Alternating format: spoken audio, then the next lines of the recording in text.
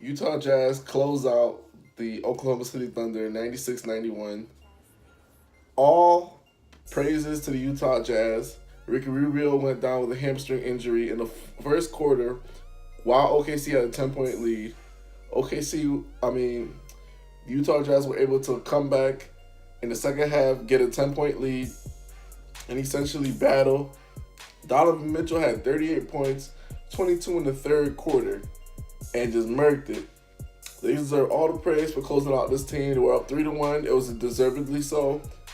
And even though things were stacked up against them, Russ came out early aggression.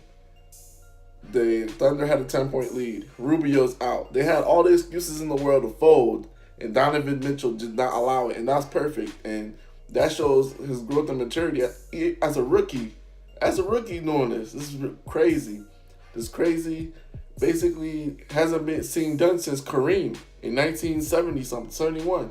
Hubie Brown brought that stat up. I'm like, damn, since Kareem Abdul-Jabbar, we haven't seen this. And before that, it was since Jordan, we haven't seen a rookie drop like back-to-back 20-point games and stuff like that. Kid is nasty. The Jazz got a steal right there. He's nasty. All praises to that kid, man. The Jazz, they battle back with defense, offense, anything they had to do. Think about this. Ricky Rubio in the playoffs is averaging 16, 8, and 8. And Donovan Mitchell comes through, drops 38 points in the absence of his high assist guy, the guy that's the motor of the team, and they still win the game against a big three. Speaking of a big three, listen, I know a lot of people are going to be down on Russ and stuff like that. He's the only guy that came to play tonight. He's the only guy that came to play tonight.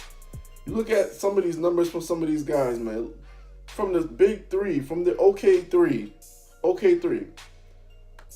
Paul George, 5 points. 2 for 16. 5 points. Melo, 7 points. 3 for 7. Russ had 46, 10, and 5. He took 43 shots. I know that's a bad stat line. I know that's not good. You could say, hey, they shot themselves out of the game. They still had a chance down the stretch. 91-94. They kept shooting a bunch of threes. They didn't run any sets. You could put that on Russ, that they didn't run any sets. But Billy Donovan did call a timeout to give him a last play, put the ball in Paul George's hands. But let me tell you something, guys. And this is where I'm going to say the OK3 experiment, it failed. And it's not just because of Russell Westbrook. Paul George and Carmelo Anthony, they had to take culpability in this. They all had to take equal culpability. And I'm going to say this. Before, to me, it was like 50% Russ, 25 Melo, 25 George. I'm going to tell you right now, 20 Russ, 40 Melo, 40 Paul George. That's how I'm going to break it down. 20 Russ, 40 Melo, 40 Paul George. At the end of the day, Russ is the only guy that I wanted. He's the only guy that wanted to win the game, wanted to win the series, period. Paul George, you cannot go 2 for 16 in a closeout game. You know how many free throws he took? 2 free throws. Basically shooting a whole bunch of jumpers, thinking that he's going to, shoot threes and just get himself back in the game, will his team back to the game. Ridiculous. Absolutely ridiculous. And it's time to admit, guys, Melo, we all know he's past his prime. We were looking for him to be a three guy and a rebounder kind of guy. And we just thought that he would top off that OKC team, just top him off. Because you got Russ, who's always an MVP candidate. You got Paul George, who's a star. And then you got Melo, who's a fading star. But, we thought that Melo's going to have a whole bunch of easy shots, wide open shots and stuff like that. 7 points. 3 for 7. Can't happen. Can't happen, my friend. And I have a lot of respect for Melo. This can't happen. Paul George, 2 for 16. 5 points. 5 points. What the hell's somebody going to do with 5 points? I can get 5 points in an NBA game. I can get 5 points in an NBA game. I could do that.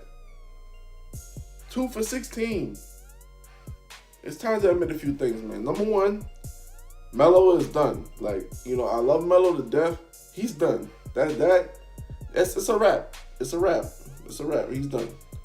Number 2, Paul George is not a star. He's not a star, guys. He had like one good game in the series, had like 30-something. That's when they did the comeback.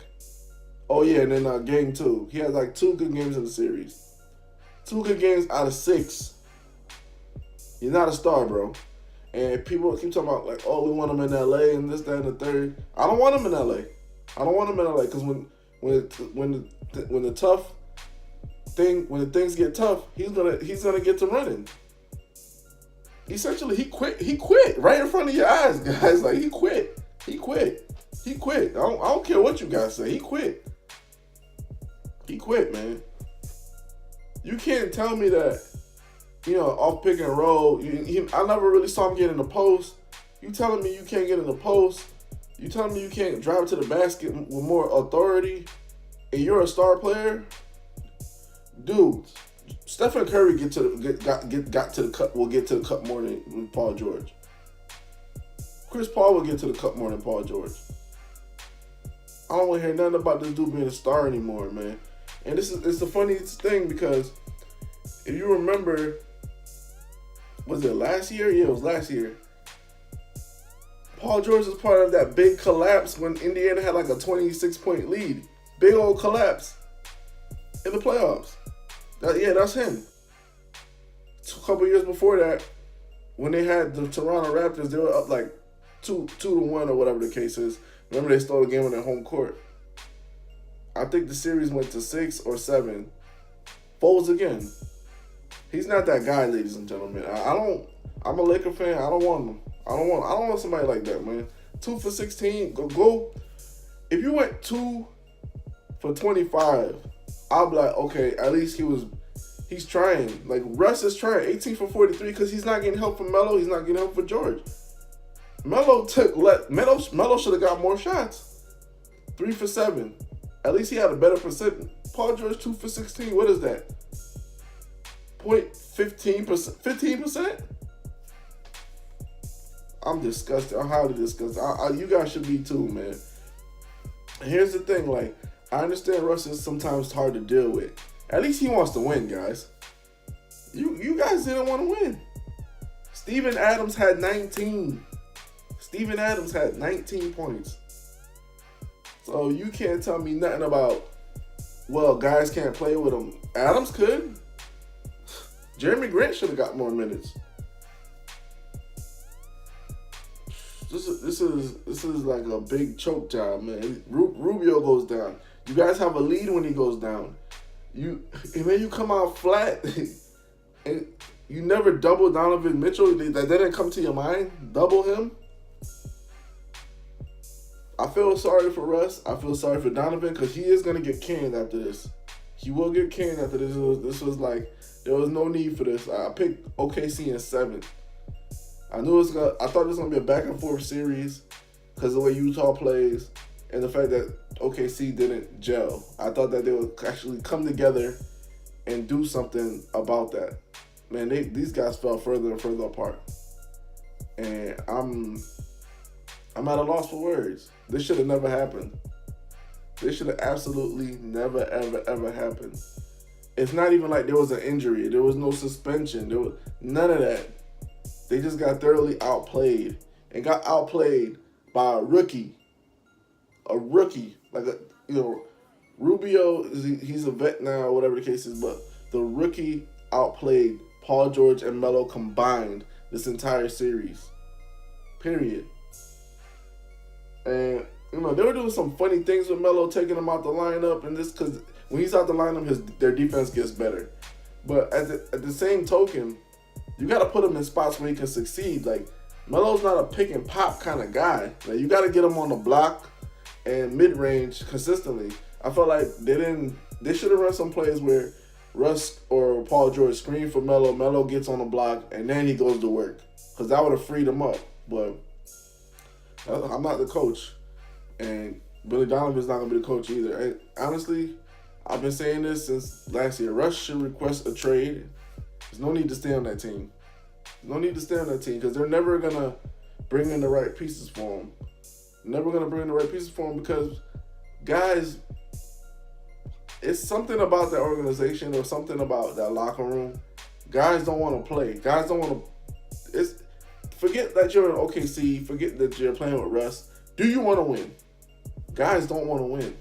That's just what it comes down to. Like when they get there, they don't. I kind of see why Kevin Durant left. I know it's kind of partially due to Russell Westbrook, but it's just like when you're there, there's something about not winning it's promoted there. It's just like, okay, we're gonna take our beating and that's it. You know what I'm saying? We're not gonna take advantage of the things that we can do to win a game. Rubio's out.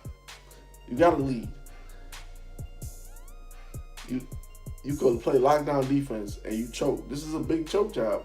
It's a big choke job. I mean, you could say Russ took 20 shots, but who else was taking them? Paul George was 2 for 16. 2 for 16.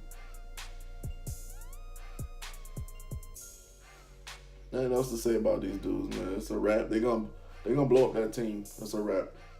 Pull the plug.